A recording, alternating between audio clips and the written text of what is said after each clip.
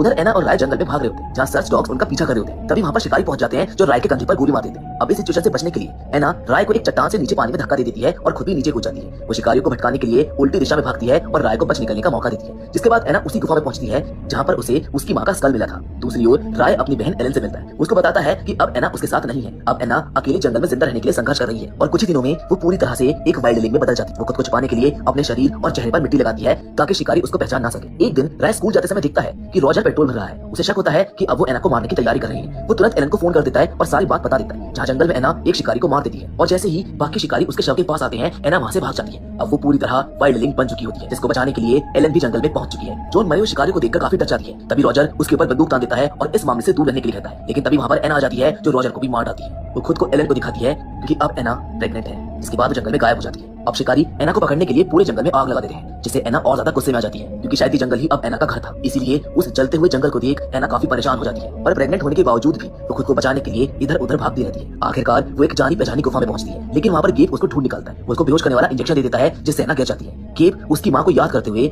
एना के बच्चे को निकालने के लिए उसका ऑपरेशन करने की कोशिश करता है, लेकिन तभी एना होश में आ जाती है जो इस बार गेब को भी मार डालती है। जिसके बाद वो जोर से चीखती है, जिसकी चीख से हमें उसकी ताकत का अंदाजा होता है। लेकिन इसी के साथ वो फिर से बेहोश भी हो जाती है और जब उसको दोबारा होश आता है तो वो देखती है कि वही वुल्फमैन उसकी देखभाल कर रहा है जो उसके घाव से रहा है। जहाँ नेक्स्ट डे हम एलन और राय को जंगल में एना की तलाश करते हुए देखते हैं। वो उसको दूर से देख लेते हैं, लेकिन वो उसको रोकने के बजाय जाने देते हैं क्योंकि अब उनको भी यही लगता है कि शायद ये जंगल ही उसका असली घर है। उसके लिए सबसे सही जगह ये जंगल ही है। जहाँ फिल्म के एंड में हम एना को नॉर्दर्न लाइट्स के पास देखते हैं, जिसकी गोद में उसका छोटा बच्चा भी है, जिसको लेके वो आसमान की सुंदर रोशनी को देख रही होती है और शांति महसूस करती है। और तभी वो दूर से किसी वाइल्डलिंग की आवाज को सुनती है, जो संकेत था कि शायद एना अकेली नहीं है। उसके जैसे वाइल्डलिंग्स अभी भी जिंदा हैं जो शायद उसका परिवार बन सकते हैं। जिस फाइनल सीन के साथ ये फिल्म यहीं पर खत्म हो जाती है। तो दोस्तों, एक घने जंगल की खामोशी में जहाँ कभी एक मासूम सी बच्ची अपने वजूद को लेकर उलझी हुई थी, अब वही एक औरत खड़ी है जो जान चुकी है कि उसकी पहचान उसकी कमजोरी नहीं बल्कि उसकी सबसे बड़ी ताकत है। उसने एक झूठी दुनिया से निकलकर अपनी हकीकत को गले लगाया। वो दर्द से गुजरी, अपनों से लड़ी और खुद को उन जंजीरों से आजाद किया जो बचपन से उसको कैद में रखे हुए थी। ये सिर्फ एक लड़की की कहानी नहीं है, ये उन सब की कहानी है जिन्हें समाज अलग कहकर किनारे कर देता है। ये कहानी बताती है कि सच्चा राक्षस वो नहीं होता जो दिखने में डरावना होता है, बल्कि वो होता है जो सच को छिपाए, आजादी को रोके और इंसानियत की आड़ में जुल्म करे। आखिर में जब वो लड़की अपने बच्चे को लेकर नॉर्दर्न लाइट्स की ओर बढ़ती है तो वो सिर्फ भाग नहीं रही होती,